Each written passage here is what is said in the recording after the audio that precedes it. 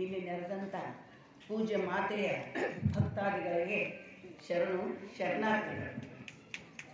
ಇಂದು ಅಮ್ಮನ ಸ್ಮರಣೋತ್ಸವ, ಅವತಾರೋತ್ಸವ ಯಾವುದನ್ನು ಕರೆದ್ರು ಇದನ್ನೇ ಅಮ್ಮನಿಗಳ ನಮ್ಮ ಜೊತೆಗೇ ಅದಾಳ. ಎಲ್ಲಿದ್ದಾಳ ಅಂತ ನಾವು ಹುಡುಕೋದು ಬೇಕಾಗಿಲ್ಲ. ಅಮ್ಮ ಪ್ರತಿಯೊಬ್ಬ ಭಕ್ತರಿಗೆ ಅದಾಳ. ಅದು ಒಂದು ದೃಢವಾದ ನಂಬಿಕೆ. ಇವ್ರು ಹೇಳಿದರು, ಈ ಜೀವನಕ್ಕೆ ಏನು ಬೇಕು? ಭಕ್ತಿ. ಭಕ್ತಿಯೇ ಏನಾಗೈತಿ? ಮುಕ್ತಿಗೆ ದಾರಿ. ನಾವು ಹೇಳ್ತೀವಿ ದೇವ್ರಂತ ಕೂಡ ಏಪಮ್ಮೆ ಆಗದಾನ ಅಂತೀವಿ. ಅಂದರೆ ನಮಗೆ ಮುಕ್ತಿ ಅಂದರೆ ಮ್ಯಾಲೆ ಸಿಗ್ತೈತಿ, ದೇವ್ರ ಹತ್ರ ಹೋಗ್ತೀವಿ ಅಂತ. ಭಕ್ತಿ ಭೂಮಿಗೂ ಮತ್ತು ಆಕಾಶಕ್ಕೂ ಒಂದು ಏಣಿ. ಅಂದ್ರೆ ಏಣಿ ಅನ್ನಕ್ಕೆ ನೀವು ಏನಂತ ನನಗೆ ಗೊತ್ತಿಲ್ಲ, ನಿಚ್ಚಣಿಕೆ ಅಂತೂ ಅನ್ಬೋದು. ಅದಕ್ಕೆ ಯಾವುದು ಅಂತಂದ್ರೆ ಭಕ್ತಿಯೇ ಒಂದು ನಿಚ್ಚಣಿಕೆ. ಆ ಭಕ್ತಿಯ ಮಾರ್ಗವನ್ನು ಅನುಸರಿಸಿ ನಾವು ಇದು ಮಾಡಿದಪ್ಪ ಅಂದರೆ ಮುಕ್ತಿ ಮತ್ತೆಲ್ಲೂ ಇಲ್ಲ. ಏನೈತಿ? ನಮ್ಮ ಜೀವನದಲ್ಲಿ ಐತಿ. ನಮ್ಮ ಹೇಳಿದೆ ಸತ್ಯ, ಅಹಿಂಸೆ, ಪ್ರಾಮಾಣಿಕತೆ ಇವು ಜೀವನದ ತಳಹದಿಗಳು. ಈಗ ಮಾತೆಯನ್ನು ತಗೊಳ್ಬೇಕು ಅಂತಂದ್ರೆ ಮಾತೆಯವರ ಮಾತನ್ನು ನಾವು ಆಲಿಸಿದ್ರಂದ್ರೆ ಈಗ ತೆಲುಗಿನ ಮಂದಿ ಭಾಳ ಕೂತಾರೆ. ನನಗೆ ತೆಲುಗಂತೂ ತಿಳಿಯಿಲ್ಲ. ಒಮ್ಮೊಮ್ಮೆ ಚಪಾಳಿ ಹೊಡಿತೀನಿ. ಆ ಭಕ್ತ ಕೃತಜ್ಞತೆ ಎಲ್ಲ ಹೊಡಿ ಮುಂದೆ ನಾನು ಚಪಾಳಿ ಹೊಡಿತೀನಿ. ಪ್ರಾರಂಭದಲ್ಲಿ ಅಮ್ಮಗೆ ಕನ್ನಡ ಬರ್ತಿದ್ವಿ. ಎಲ್ಲ ಭಕ್ತರು ಕರ್ನಾಟಕದವ್ರು ಬಂದರೆ ಕನ್ನಡದ ಮಾತಾಡಿ ಅಂತ ಅವ್ರು ಒತ್ತಾಯ ಮಾಡ್ತಿದ್ರು. ಅವಾಗ ಅಮ್ಮನ ವಿಶಾಲ ಹೃದಯ, ಅಮ್ಮನ ವಿಶಾಲ ಮನಸ್ಸನ್ನು ನಾವು ಅರ್ಥ ಮಾಡಿಕೊಂಡಿರ್ಬೇಕಂದ್ರೆ ಎಷ್ಟು ಅಗಾಧವಾದದ್ದು, ಅಪರಿಮಿತವಾದದ್ದು ಅಂತ ತಿಳಿತಿದ್ವಿ. ಅಮ್ಮ ಒಂದೇ ಮಾತು ಹೇಳ್ತಿದ್ರು, ನೋಡು ಮಗುಗ ಪೂರ ಮಾತು ಬರಲಾರ್ದಾಗ ಏನು ಮಾಡ್ತೈತಿ? ತೊದಲ್ ಮಾತಾಡ್ತೈತಿ. ಅವಾಗ ತಾಯಿ ಅದನ್ನ ಏನು ಮಾಡ್ತಾಳ? ಒಪ್ಕೊಂತಾಳ. ಹಂಗೆ ಈ ಅಮ್ಮ ಕನ್ನಡ ಮಾತಾಡೋಣಾಕತ್ತೀರಿ, ಮಾತಾಡ್ತೀನಿ. ನಾ ಎಷ್ಟು ಮಟ್ಟಿಗೆ ಮಾತಾಡ್ತೀನೋ ಎಷ್ಟು ಸರಿನೋ ತಪ್ಪು ತಾವೆಲ್ಲರೂ ಆ ಮಗುವಿನ ಇದನ್ನ ತೊದಲ್ ನುಡಿಗಳನ್ನ ತಾಯಿ ಹೆಂಗೆ ಒಪ್ಕೊಂತಾಳ ಅಲ್ಲೇ ನೀವು ಇರಬೇಕು ಅಂತಿದ್ರು. ಇದು ಎಂತ ಅಗಾಧವಾದಂಥ ತಾಯಿಯ ಶಕ್ತಿಯನ್ನು, ತಾಯಿಯ ಸ್ಥಾನವೇನು ಸಾಮಾನ್ಯ ಭಕ್ತರಲ್ಲಿ ಅವರು ಈ ಮಾತನ್ನ ಹೇಳ್ತಿದ್ರು. ಅಮ್ಮ ಆಧ್ಯಾತ್ಮದ ಉತ್ತುಂಗ ಶಿಖರದಲ್ಲಿದ್ದವರು, ಸಾಮಾನ್ಯಗಳನ್ನೇ ಸಾಮಾನ್ಯರಾಗ್ತಿದ್ದವರು. ನಮಗೆ ಮಣಿತನ ಸುದ್ದಿ ಕೇಳಿದ್ನೆ, ಮಕ್ಕಳು ಸುದ್ದಿ, ಪ್ರತಿಯೊಬ್ಬರು ಭಕ್ತರಿಗೂ ಹಂಗೆ ಮಾಡ್ತಿದ್ರು.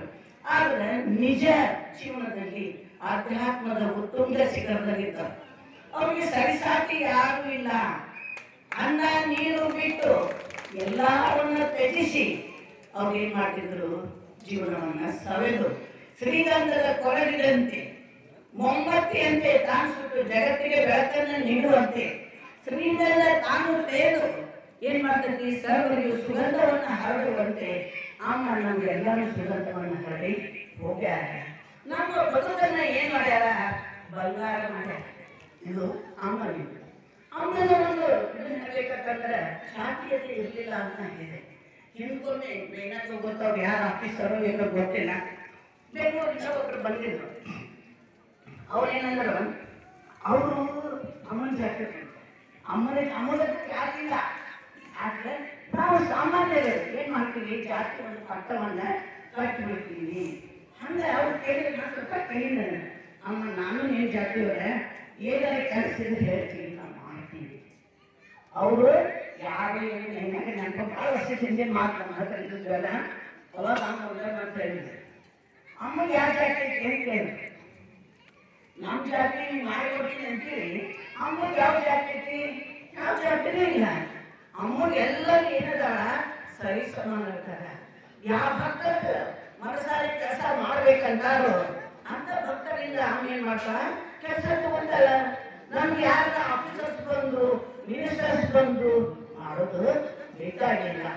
ಈ ವಿಷಯವನ್ನು ನಾವು ಅರ್ಥ ಮಾಡ್ತೀವಿ. ಮತ್ತೆ ನಮ್ಮ ಸ್ವಾಮಿಗಳು ಅವರು ಇವರು ಎಲ್ಲ ಇರ್ತಾರೆ. ಅವ್ರಿಗೆ ಒಬ್ಬರದೇ ಏನಾಗ್ತೈತಿ? ನಾ ಹೆಚ್ಚು, ತಾ ಹೆಚ್ಚು, ನಾನು ಪೀಠ ಹೆಚ್ಚು, ನೀನು ಪೀಠ ಹೆಚ್ಚು. ಅಮ್ಮನ ಯಾವುದು ಅಮ್ಮ ಅದಕ್ಕೆ ರತ್ನ. ಅಮ್ಮ ಯಾವುದನ್ನು ಕೈ ಹೆಚ್ಚೋದಕ್ಕೇನಲ್ಲ, ಅವ್ರಿಗೆ ಮೇಲು ಕೀಳು ಅನ್ನುವಂಥ ಭಾವನೆ ಬರಲೇ ಇಲ್ಲ, ಮನೆಯವರೆಗೂ ಬರಲಿಲ್ಲ. ಅದಕ್ಕೆ ಆ ಭಕ್ತಿ, ಆ ಅಮ್ಮನ ಭಕ್ತರಾದಂದು ನಮ್ಮವ್ರಿಗದು ನಮ್ಮೆಲ್ಲರಿಗೂ ಅದು ಬರೋದು ಬೇಡ ಅನ್ನುವಂಥದ್ದೇ ನನ್ನ ಕಳಕಳಿಯ ವಿನಂತಿ. ಬಸವಣ್ಣವರನ್ನು ಹೇಳ್ತಾರೆ ಏನಂತ, ಮೇಲಾಗಲೊಲ್ಲೆನು ಕೀಳಾಗಿರುವೆ, ಮೇಲಾಗಲೊಲ್ಲೆನು ಕೀಳಾಗಿರುವೆನು, ಕೀಳಿಗೆ ಹಾಕಲು ಕರೆಯುವುದು ಹಾಗಲ್ಲ. ಮೇಲಾಗಿ ನರಕಕ್ಕೆ ಓಡಾಡಲಾರೆನು, ಗೋಪುರದಲ್ಲಿ ನೆರೆಯುವ ಬಣ್ಣ ಕಳಿಸುವ ತಾನು, ಗಾಳಿ ಬಿಸಿಲಿಗೆ ಮಿರುಗಾಡದೆ ನಾನೇನ್ ಮಾಡ್ತೀನಿ, ನನ್ನ ಹತ್ರ ಇದನ್ನು ಮಾಡಿಕೊಂಡು ಮೇಲಾಗಿ ನರಕದಲ್ಲಿ ಓಡಾಡಲಾರೆನು, ನಿಮ್ಮ ಪರಮ ಪಾವನ ಪಾದದ ಕೆಳಗೆ ಎಂದನ್ನು ಕೆಳವಾಗಿರಿಸಯ್ಯ ಕೂಡಲ ಸಣ್ಣ. ಆಕಳು ಐತಿ, ನಾವು ಇಬ್ಬರಬೇಕು. ಆಕಳ ಕನ್ಫರ್ಮ್ ಆಕಳ ಹಾಲನ್ನ ಪಡಿಬೇಕಾದ್ರೆ ಅದ್ರ ಮ್ಯಾಲ ಕುಂದಿರ್ತೀವಿ ನಾವು. ಅದ್ರ ಮ್ಯಾಲ ಕುಂತಾಗ ನಮ್ಗೆ ಸಿಕ್ಕತಿ, ಹಾಲು ಸಿಕ್ಕತಿ. ಗೋಪುರ ಮ್ಯಾಗ ಹಣ್ಣು ಕಳಿಸ್ತೈತಿ, ಶ್ರೇಷ್ಠ ಎಲ್ಲ ಕಡೆ ಗಾಳಿ ಏನಾಗ್ತೈತಿ, ಅದಕ್ಕೆ ನಾವೇನ್ ಮಾಡ್ಬೇಕು, ಮೇಲಾಗಿ ನರಕದಿ ಓಲಾಡಲಾರೇನು. ನಾನು ಮೇಲೋಗಿ ನರಕದಾಗ ಓಡಾಡಬೇಕು ಅಂತ ಮಾಡ್ಬೇಕು ಅಂತ ಆಸೆ ಇಲ್ಲ. ಏನೈತಿ, ನಿಮ್ಮ ಪರಮ ಪಾವನ ಪಾದದ ಕೆಳಗೆ, ಅಂದ್ರೆ ನಿಮ್ಮ ಪೂಜನೀಯವಾದಂತ, ನಿಮ್ಮ ಗೌರವಾನ್ವಿತ ಆದಂತ, ನಿಮ್ಮ ಪವಿತ್ರವಾದಂತ ಪಾದದ ಕೆಳಗೆ ನನಗೆ ಏನ್ ಮಾಡು, ಕೆಳವಾಗಿರಿಸು. ಕೆಲವು ಅಂದ್ರೆ ಹಿಂದೆ ಅಂದ್ರೆ ಅವ್ರು ಅಗಾಧ ಇದ್ರು. ಎಷ್ಟು ಇದು ನಾವು ವಿಚಾರ ಮಾಡಿದಾಗ ಅತಿ ಅಗಾಧವಾದಂತ ವಿಚಾರದ ಮನಸ್ಸಿಗೆ ಬರ್ತೈತಿ. ಮಾತೆ ಸದಾ ಸ್ಮರಣೀಯ, ತ್ರಿಕಾಲ ಸ್ಮರಣೀಯ. ಮಾತೆ ಒಂದೇ ಹೇಳ್ತಾರೆ, 6 ವರ್ಷದಿಂದ ಅಂತ ಹೇಳಿದಂತೆ, ಮೃಗಯ್ಯ ಆಯ್ತು ಕಣ್ಣಿ ನೀರು ಬರೋದು ಬಂದಾದ್ರು ಪ್ರಿಪೇರಿ ಮಾಡಿಸು. ಇದನ್ನ ಹೆಂಗೆ ಹೇಳೋರು ಸ್ವಪ್ನದಾಗಿದೆ. ಇವ್ರಿನ ಮೇಲೆ ಅದನ್ನ ಲಕ್ಷಕ್ಕೆ ತಗೊಂಡೇ ಇಲ್ಲ, ಸ್ವಪ್ನ ಹಾಗೆ ಬಿಡುತ್ತೆ. ಅವ್ರ ಮತ್ತೆ ಯಾರಾದ್ರೂ ಬಂದಿದ್ದಾರೆ, ಅವ್ರಿಗೇನು ಹೇಳಂತ ನೋಡ್ತಾ ಅವ್ನು ಮನೆ ಬಂದು ನೀರು ಬರೋದು ಕೆಳಗೆ ಬಸವಂತ ಗುಡಿಯಕ್ಕೆ ಎಂಜಿನಿಯರ್ ಆಗೈತಿ ನೋಡು ಅಂತ ಹೇಳಿದ್ರೆ ಬಂದೇ ಇಲ್ಲ. ಅವ್ನು ಬಾ ಅಂತ ಹೇಳ, ಅವ್ರು ಅದು ಹೋಗಿ ಹೇಳಿದಂತೆ ಅಮ್ಮ ಹೇಳಂತ ಬಂದು ಇಲ್ಲ, ನನ್ನ ಹೇಳಿಲ್ಲ. ಅವಾಗ ನೆನಪಿ ಬಂತಂತ ಸ್ವಪ್ನ ಬಂದು ಹೇಳ್ಯಾರ. ಮತ್ತೆ ಆಗಿಂದಾಗ ಇದ್ರು, ಆಗಿಂದಾಗ ಬಂದು ಅಮ್ಮ ಹಿಂಗಾಗೈತಿ, ನಿನಗೆ ಸ್ವಪ್ನ ಬೇರೆ ಕರೆ ಕರೆ ಹೇಳಿದ್ದಾರೆ, ಸ್ವಪ್ನದಾಗ ಕರೆ ತಪ್ಪಿಸಿಲ್ಲ ನಿನ್ನೆ, ನೀ ಯಾರು ಹಂಗೆ ಮಾಡಬಾರ್ದು ಅಪ್ಪ ತಪ್ಪ ಅಂತೇಳಿ ಅಂತ ಅದನ್ನು ಸದೃಶ್ಯವನ್ನು ಏನ್ ಮಾಡ್ತಿದ್ರು ಕೊಡ್ತಿದ್ರು. ಇದರೆಲ್ಲರಿಂದ ಮಾತೆಯ ಅಗಾಧವಾದಂತ ಮಹಿಮೆ ನಮ್ಗೆ ಗೊತ್ತಾಗ್ತೈತಿ. ಮಾತೆ ಹುಟ್ಟಿದ ಜನವನ್ನು, ಮಾತೆ ಮೆಟ್ಟಿದ ನೆಲದಲ್ಲಿ ನಾವೆಲ್ಲರೂ ಬರುತ್ತಿದ್ದೇವೆ. ನಮ್ಮಂತ ಭಾಗ್ಯವಾನರು ಬೇರೆ ಯಾರೂ ಇಲ್ಲ ಅನ್ನುವಂಥದ್ದು ನನ್ನ ಸ್ವಂತ ಅಭಿಪ್ರಾಯ.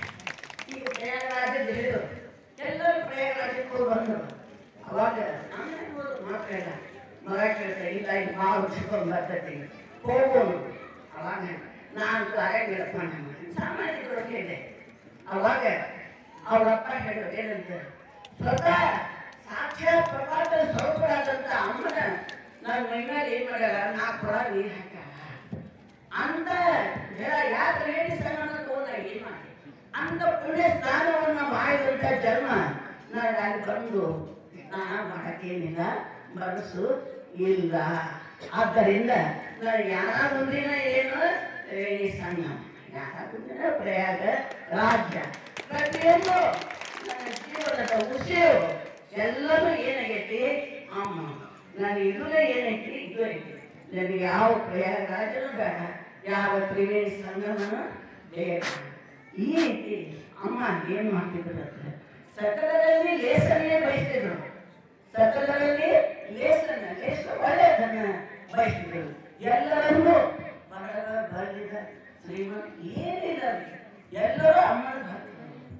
ಅವಾಗ ಏನಾಗ್ತಿತ್ತು, ನಮ್ಮಲ್ಲಿ ಒಂದು ಅಚಲವಾದಂತ ಶ್ರದ್ಧೆ ಭಕ್ತಿ ನಾವು ಹುಟ್ಟಿಸ್ಕೋಬೇಕಂತಲ್ಲ, ಅಮ್ಮನ ನೋಡಿದ್ರೆ ಏನಾಗ್ತಿತ್ತು, ಆ ಭಾವನೆಗಳು ಬರಕ ಅಂತ ಒಂದು ಪೂಜ್ಯ ಅಮ್ಮ ನಮ್ಮೆಲ್ಲರಿಗೂ ಆಶೀರ್ವದಿಸ್ಲಿ. ಆಶೀರ್ವಾದ ಮಾಡಿಲ್ಲ, ಇನ್ನ ಹೆಚ್ಚಿಗೆ ಮಾಡಿ ಆಸೆ ಮನುಷ್ಯ, ನಾವು ಮನುಷ್ಯ ಜನ್ಮ, ನಮ್ಗೆ ಏನೈತಿ ಅಮ್ಮನ ಆಶೀರ್ವಾದ ಕುಂದೋಗಿ ಎಲ್ಲರಿಗೂ ಗ್ಯಾರಂಟಿ ಐತಿ. ಆದ್ರೂ ಮತ್ತೊಮ್ಮೆ ಬಗದೊಮ್ಮೆ ಏನ್ ಮಾಡ್ತೀವಿ, ಅಮ್ಮ ಅಮ್ಮ ನಮ್ಮನ್ನೆಲ್ಲರನ್ನು ಹರಸು, ನಾವೆಲ್ಲರೂ ನಿನ್ನ ಮಕ್ಕಳು, ನಮ್ಮೆಲ್ಲ ಯೋಗಕ್ಷೇಮ ನಮ್ಮೆಲ್ಲರ ಒಂದು ಬೇಡಿಕೆಗಳನ್ನ ಈಡೇರಿಸುವ ಮಹಾತಾಯಿ ನೀ ಆಗಿದ್ದಿ. ಇನ್ನು ಮುಂದೂ ನೀನು ಅದನ್ನೇ ಮುಂದುವರಿಸಿಕೊಂಡು ಭಕ್ತರನ್ನೆಲ್ಲ ಪೊರೆಯುವ ಮಹಾತಾಯಿಯಾಗಿ ನಮ್ಮನ್ನ ಕರುಣಿಸು ಅಂತ ಹೇಳಿ ಕೇಳಿಕೊಂಡು ನನ್ನ ಎರಡು ಮಾತುಗಳನ್ನ ಮುಗಿಸ್ತೀನಿ. ಜೈ.